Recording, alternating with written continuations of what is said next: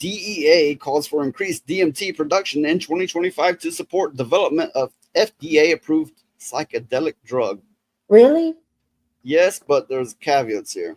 Oh, The Drug Enforcement Administration, DEA, is increasing the 2025 quota for the legal production of DMT in the U.S., saying it agrees with the request for the adjustment to support legitimate research and scientific efforts to develop a Food and Drug Administration FDA-approved drug based on a psychedelic. Now, to preface this, but anyway, forward. I believe that DMT could be of great benefit if made cleanly and used properly. I believe it is a great medicine, particularly for mental issues. Of course, it also works for to kicking habits and getting off of other drugs.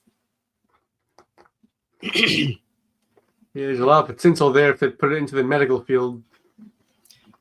It's called for an increase in the manufacture of psychedelics. I'm not familiar with this. Ibogaine. I'm not familiar with that one. Psilocybin and what is that? PSILOC. psilocybin. No, that would be the first one. The one after that one.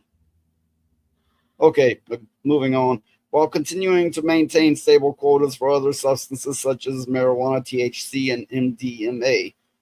I could see marijuana being of benefit in certain scenarios.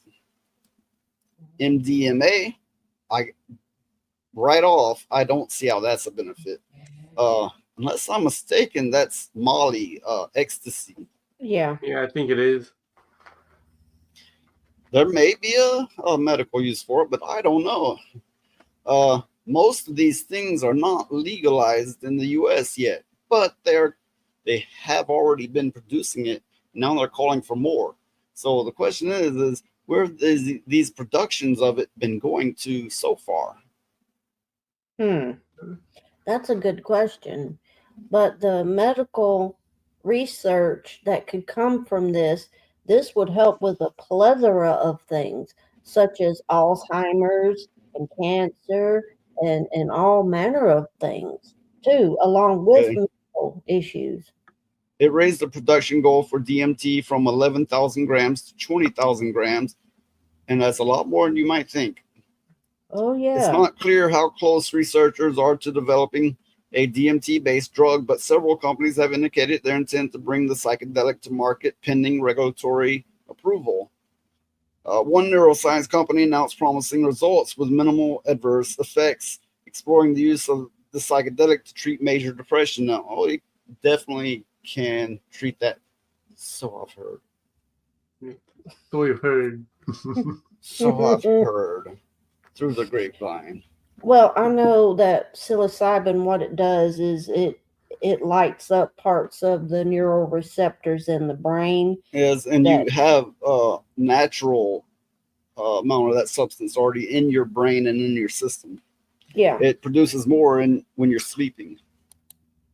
You know, there's a funny fact, interesting fact about it. When you have enough of the substance to slice it, it will spark in the dark. Yeah.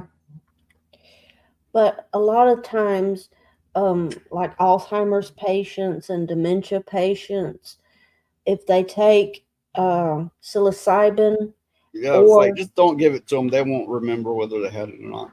Or DMT, a lot of times it will spark their memories where they can remember. And that's a very good thing. Another company said it will be moving forward with plans to create an intravenous version of the drug to assist with the treatment of brain injuries resulting from strokes. Well, I know psilocybin can regrow brain waves to a small extent, a very small extent, probably not that great, but hey, it could help, right? Just like stem cell research, say you got somebody spine injury, and then they take that for a few years, and now they can wiggle a toe. It's something, right? Yeah.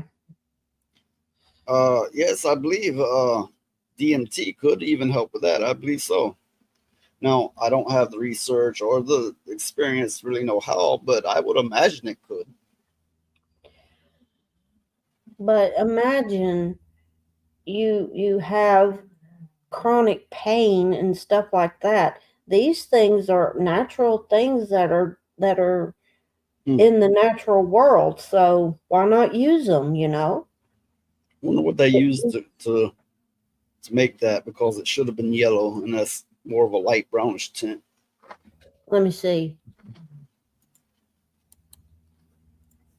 Huh. Oh. Okay. Huh. That is odd. Yeah, it's like, illegal drugs. I would never. I would.